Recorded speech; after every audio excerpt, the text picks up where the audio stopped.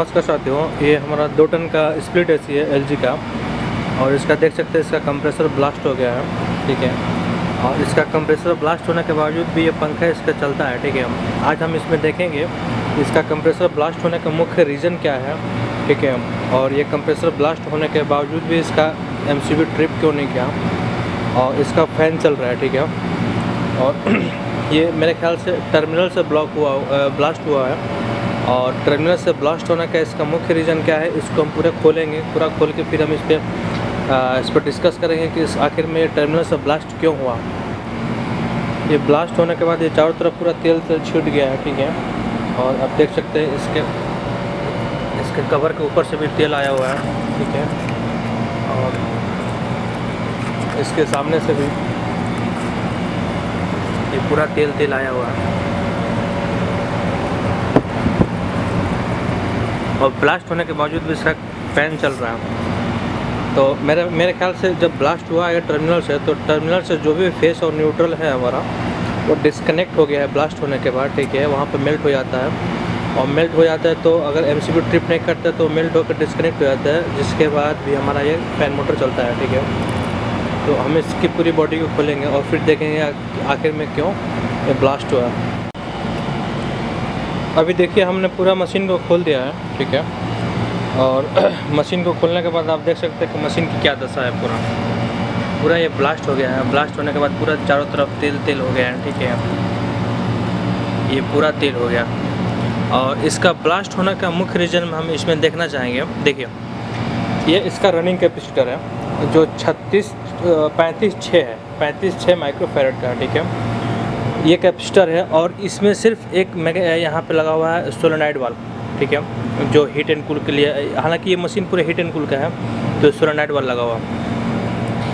कुछ मशीनों में यहाँ पे एक्यूरेटर लगा होता है, तो कभी कभी ब्लॉक होता है एक्यूरेटर, तो हाई प्रेशर होता है आउटडोर यूनिट में।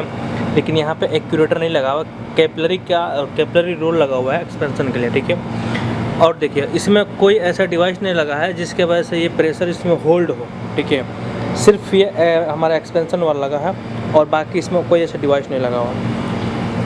मेरा मानना ये है कि इसका जो रनिंग कैपेसिटर है, रनिंग कैपेसिटर वीक था, डैमेज था। मतलब उतना डैमेज नहीं है, इसका बॉडी डैमेज नहीं है, लेकिन ये वर्किंग में बहुत वीक हो गया था। शाम के समय क्या हो रहा था कि ये चलता था, बंद हो जाता था, चलता था, फिर बंद हो जाता था। अब कंप्रेसर, हालांकि गर्मी इतनी ज़्यादा है कि पूछो मत, कंप्रेसर जब हीट होगा तो बंद हो जाएगा, इंटरनल टर्मिनल से वो ट्रिप कर जाता है। लेकिन जब थोड़ा सा ठंडा होता है तो कनेक्टिंग में आता है, तो फिर वो स्टार्ट होता है।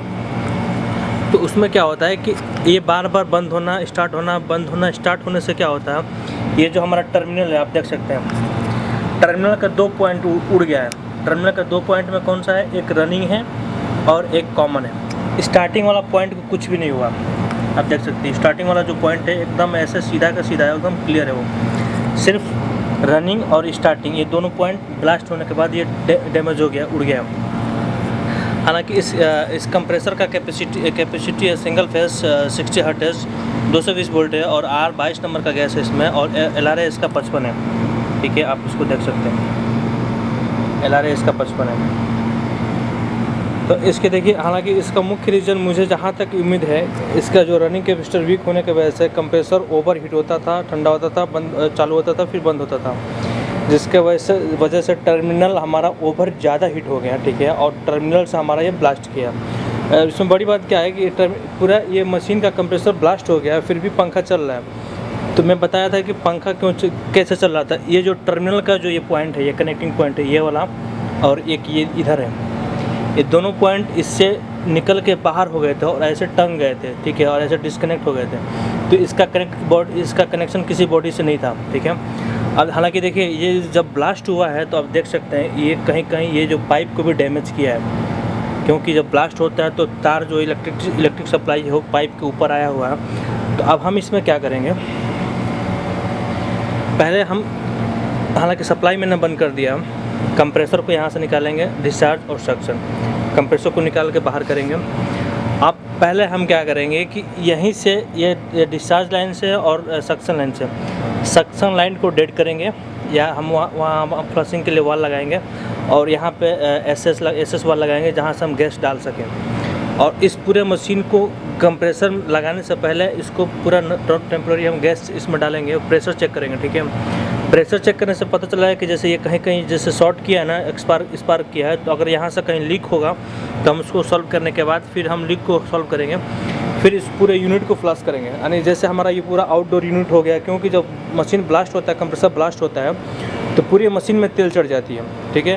तो इस पूरे कंडेंसर यूनिट को हम फ्लश करेंगे R11 से और नाइट्रोजन से अच्छे से फ्लश करेंगे जब तक वो पूरा क्लीन नहीं हो जाता। और उसके बाद हमारा ये जो पाइपलाइन जाता है नीचे इंडोर यूनिट में, हालांकि ये पूरा ग्राउंड फ्लोर पर लगा हुआ है, ये यानी समझ लें कि ये 3rd फ्लोर पर यूनिट लगा हुआ, तो पूरे इंडोर यूनिट में भी तेल चला गया होगा, ठीक है। तो हम इंडोर यूनिट को भी फ्लश करेंगे।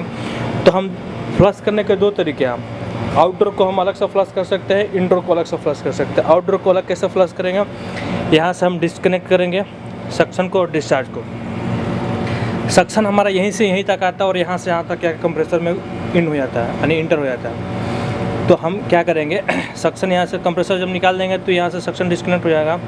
तो नॉर्मली हम क्या करेंगे, यहाँ से गैस डाल देते हैं, ठीक है, और इधर से हाथों से प्रेस कर देते हैं, तो जो एयर रिलीज होता है वो यहाँ से यहाँ आकर ये कंप्रेसर से आउट हो जाता है, ये इस लाइन से आउट हो जाता है। तो यहाँ तक का जो पाइप में जो तेल भरा हुआ है, जो कचरा, वो यहाँ से नॉर्मली निकल जाएगा।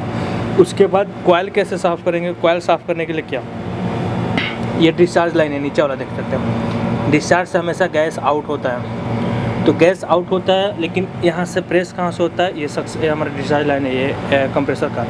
तो यहाँ पे एसएस वाल लगाएंगे, एसएस वाल हम 1/4 का लगा के फिर यहाँ से नाइट्रोजन R11 डालेंगे, पहले R11 फिर नाइट्रोजन। उसके बाद 200-250 के आसपास प्रेशर से हम यहाँ से फिर रिलीज़ करेंगे, ठीक है। हालांकि नॉर्मली प्रयास करते हैं कि हम लोग हाथ से उसको प्रेस करके रिलीज़ करें, जिससे गैस थोड़ा थोड़ा और जो भी कचरा है इसके अंदर से पूरा बाहर हो जाए। तो हम इसको फ्लश करेंगे। इंडोर आउटडोर हमारा ये फ्लश हो गया। इंडोर में क्या है, ये हमारा क्वार्टर का पाइप है, ऊपर हाफ का पाइप है। तो क्वार्टर पे हम क्वार्टर का यूनियन लगाएंगे और सीधे वहाँ पे गैस टाइट कर देंगे। तो R11 और नाइट्रोजन यहाँ से डालेंगे तो यहाँ से रिलीज़ होगा। लेकिन नीचे ये फ्लोर पे है, ग्राउंड फ्लोर पे है, तो इसलिए हम यहाँ पे एक वाल लगाएंगे होल्ड के लिए, कम से कम 200-250 के आसपास प्रेशर हमारा होल्ड हो और उसको अच्छे से फ्लश करें। तो यहाँ पे एक वाल लगाएंगे और यहाँ से गैस डालेंगे, तो इंडोर हमारा यहाँ से फ्लश हो जाएगा, आउटडोर यहाँ से हमारा फ्लश हो जाएगा। तो ये है हमारा आउटडोर यूनिट पे जब हमारा कंप्रेसर ब्लास्ट होता है, तो ब्लास्ट के बाद जो पहले उसको सर्च करना पड़ता है कि रीज़न क्या है, ब्लास्ट क्यों हुआ। ब्लास्ट होने के बाद इसमें काम बढ़ जाता है, मैकेनिकल काम बढ़ जाता है, नहीं आउटडोर को अलग फ्लश करना है, इंडोर को अलग फ्लश करना है। आउटडोर इंडोर पूरा फ्लश हो जाता है, तो जो भी तेल चढ़ा हुआ है तो पूरा बाहर निकल जाता है। उसके बाद आप कोई भी कंप्रेसर लगाते हैं, हम लगाते हैं, तो उसका जो गैस का जो साइकिलिंग है वो बहुत क्लियर होता है, जिसकी वजह से कूलिंग में कोई इफेक्ट नहीं होता, कूलिंग एकदम नया मशीन की तरह देता है। तो ये हो गया कंप्रेसर ब्लास्ट होने के बाद के कुछ ज़रूरी जानकारी।